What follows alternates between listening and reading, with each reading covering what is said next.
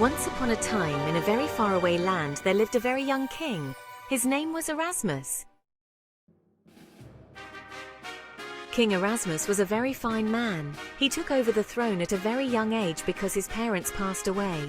He was left with a lot of properties and inheritances, but all that didn't really matter to him, because among all these riches and powers he was lonely and in search of a wife. With his status, he knew he wouldn't be able to find a well-mannered and brought-up girl that would love him for who he is, and not for his money.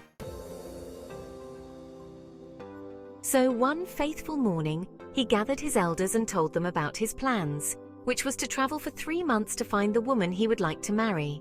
So they agreed and told him that if he is not able to find a woman within those 3 months, they would immediately choose a bride for him on his arrival. So he immediately set out for his journey from Ekpan Kingdom. He walked for 3 days until he finally got to a town called Otuk Town. It was a very well-known town, very big and wide. Mind you, nobody knows the face of the king because he doesn't leave the palace that often. Everything he wants is in his palace. So it was easy for him to settle down there as a poor farmer.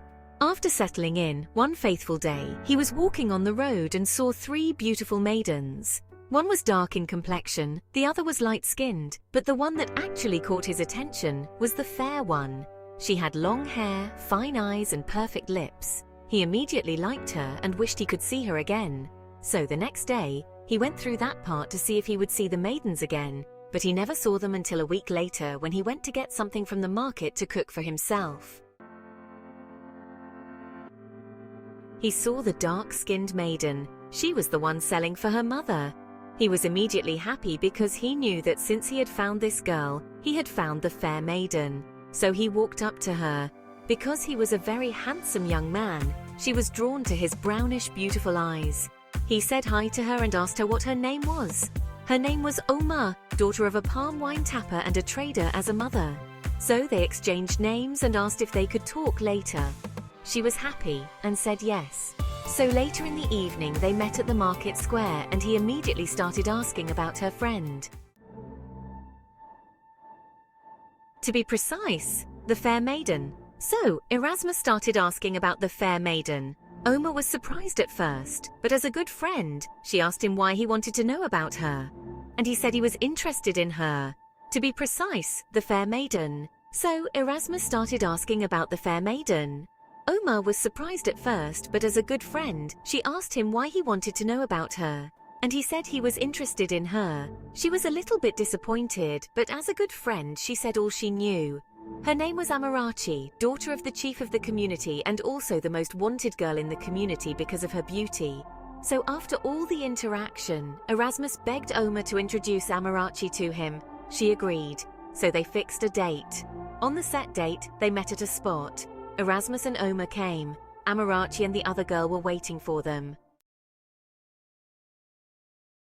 So when they got there, as Oma said, "Hi girls, this is Erasmus, my friend." The two of them immediately burst into laughter because of the clothes Erasmus was wearing.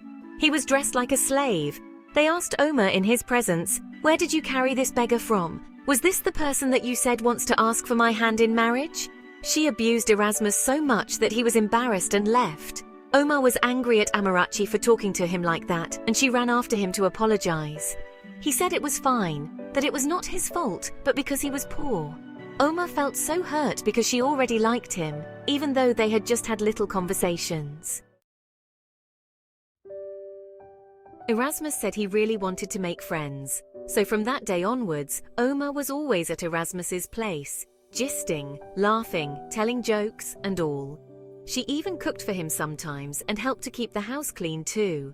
Because Amarachi saw that Oma and Erasmus were getting close, she called Oma and told her to leave this poor thing or she would disfriend her. Oma said she could not do such a thing. After all, Amarachi never considered her as her friend, that she was just using her all along. So they parted ways. 3 months later, it was time for Erasmus to go back. So he told Oma that she should wait for him, that he would come back to marry her. Oma was sad that he was leaving, but she did not know it was for a good cause. So Erasmus went back and informed the elders that he had found a wife. They prepared for a wedding and 2 weeks later, Erasmus came back. but not as a poor village farmer, but as the king of Ekpan community. Everybody was shocked, including Amarachi. She begged him to take her back, but he said her time had passed. He married Oma and they gave birth to 3 beautiful kids, 2 boys and a girl. And so they lived happily ever after. Amarachi was later forced to marry an old man that was old enough to be her father. Because of her bad character, suitors avoided her, both poor and rich. She regretted her actions for the rest of her life. The moral of the story is, do not judge a book by its cover. Please subscribe to this channel. Thanks for watching and see you next Friday.